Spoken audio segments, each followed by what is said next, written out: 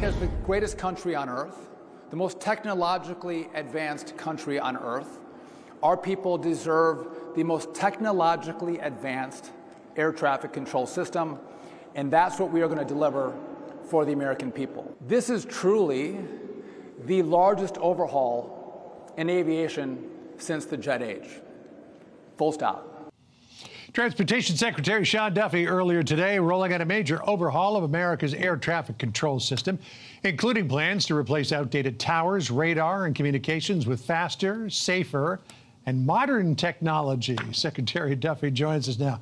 Mr. Secretary, good to have you with us today, and thank you to your wife, your lovely wife, for pointing this out to me last week, that you were hosting this Modern Skies Summit today with a lot of changes that are going to be taking place over the years ahead, including things that have already happened, including replacing almost 50% of all copper wire, converting 270 radio sites, new surface awareness systems at 54 airports, and transitioning 17 towers to electronic flight strips.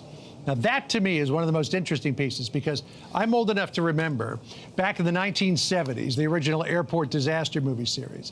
They were keeping track of flights by using slips of paper.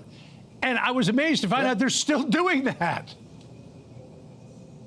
So John, as the resident aviation expert at Fox, thanks for having me on. Again, they use these paper flight strips, and one controller will pass off an airplane to the next controller by passing a strip of paper. We are going to digitize all of that. 17 towers are already done. Air traffic controllers love it.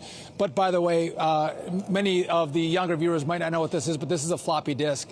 This runs the computer system in aviation, and the problem with what we face today at the FAA and DOT is that 25 years ago, and you're aware of this, John, was that the FAA promised with next gen they were going to get rid of all this old equipment and build it brand new.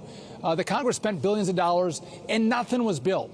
So today it was important to say, less than a year ago, I stood on the same stage and laid out the plan to build a brand new air traffic control system. I got the money from Congress, $12.5 billion, about 6.5 months ago.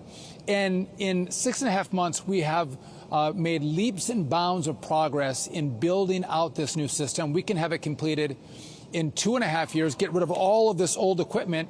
But then at the same time, we need more money for brand new software. And the software is the magic that's going to allow us to reduce delays and cancellations and truncate the time in which you're going to have to fly.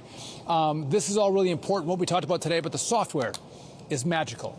Secretary Duffy, Sandra here. So good to have you back on the program. So when you talk about modernizing, you know, the way we fly today and the way the operators there at the airports can, you know, more efficiently and effectively, safely land passengers every day. How do you recruit these people? I mean, people see that dated technology, and people every day are using, you know, much more advanced technology. How do you recruit people to go back to floppy disks? That's a really good point. When we were polling some of our students at the academy in Oklahoma City, out of the 250 random sample young people that we polled, all but 3 of them were gamers. So gamers, they're really good at visualization, doing multiple things at one time, problem solving. And so we made a pitch to gamers for a last tranche. It was last week that we opened up for air traffic controllers. We had 12,000 applicants in 24 hours, and many of them were qualified, and we're going to send them to the initial testing. But we want the best and the brightest. And you're right, though, if they're going to come and use technology that their grandfather used, it's not very exciting. But the new equipment, when deployed, man, this is, by the way, this is the greatest equipment in the world that we're deploying, and it makes the job of the air traffic controller that much easier. We're going to use AI tools, but AI is not going to control the airspace. But it can help assist, give prompts, give recommendations to controllers to make their jobs easier, and then it's going to make the airspace safer, but again, way more efficient. You know, Mr. Secretary, I chuckled to myself when you held up that 3.5-inch floppy disk, because that's kind of a modern floppy disk. When I first got into computers, floppy disks were 8 inches. Then they went down 8 to inches, 5 that's1/4. right. Yeah, then they went down to the 3.5, which was originally in the buzzer Mac of the 1990s. So But that's Sandra's too young. She never saw those 8 inches. I remember those, but Sandra's too young. She Yeah. probably remembers this one, but Yeah. she's a spring chicken. They inevitably gave you lots of problems, too. But going forward, I wanted to put up on the screen here some of the other things that you're going to do in the few years ahead. 5,000 high-speed network connections, fiber, satellite, and wireless, 27,000 new radios, 612 state-of-the-art radars, 535 ATC facilities with the new enterprise information display systems, among other things. I mean, you're really bringing us into the 21st century here, and I'm sure that a lot of the government is being dragged into a kicking and screaming.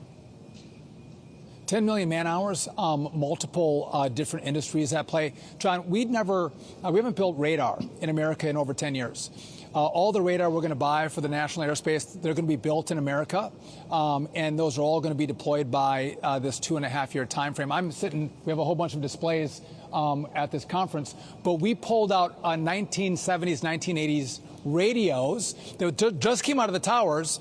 They haven't been updated in 40 years, and so we have brand new radios. And if you're in aviation, the crackle and the static and the communication between controllers and pilots, it's untenable. We have brand new radios, state of the art, to have crisp communication between those controllers and those pilots. Again, driving safety, but clarity, which is what you want. And this has been coming for far too long. And I think a lot of promises have been made in government. This is the one time that we're making promises and telling the American people we're actually delivering on the promise. And this is a massive part of our economy. It comes through aviation. And we should have the best in the world, the state of the art, the best technology. By the way, we have the best American companies that are partnering with us, that are helping us think through the problems and drive us solutions. And with those kind of partners, the results have been. I was in a lab. If I can just quickly tell you guys this, I was in a lab, and John, you'll understand this. There's a block of time at an airport, say 10 a.m. You'll have arrivals and departures that are over 50% of what is the capacity of that airport. And when that happens, you're going to get congestion, right? You're going to see massive delays because of all of this traffic in this one time period. If we can see that early and have and spread out the aircraft, maybe departures can be 3, 5, 7, 10 minutes later, or 3, 5, 7, 10 minutes earlier, we disperse that traffic, no delays, it's very simple. Or if we can see that there's going to be a conflict between two aircraft that have to be deconflicted, we could see that hours before it happens and let the air traffic controller slightly deviate the flight path of one airplane, and they don't have to take immediate action before that conflict takes place. Just these tools are going to make the jobs easier and way more safer, and you're going to see a reduction in the delays, which is what the American people want. Well, Mr. Secretary, we thank you for the update. Looks like the technology is advancing. You're also trying to dress up the friendly skies, right? Telling people don't wear sweatpants to the airport. Yes, Sandra, and you set the bar. You dress very well, and so look at what Sandra Smith wears, and that's what you should wear to the airport. Maybe John, no more sweatpants at the airport, okay? Yeah, thank you. Good to talk to you, Mr. Secretary. We also look forward to what the FAA has to say about what happened at Nashville, that near collision between two Southwest jets over the weekend. Thank you for joining us. Appreciate it. Thank you so much. All right. Be sure to like and subscribe for all the Fox News latest on YouTube, and catch full shows streaming now on Fox One.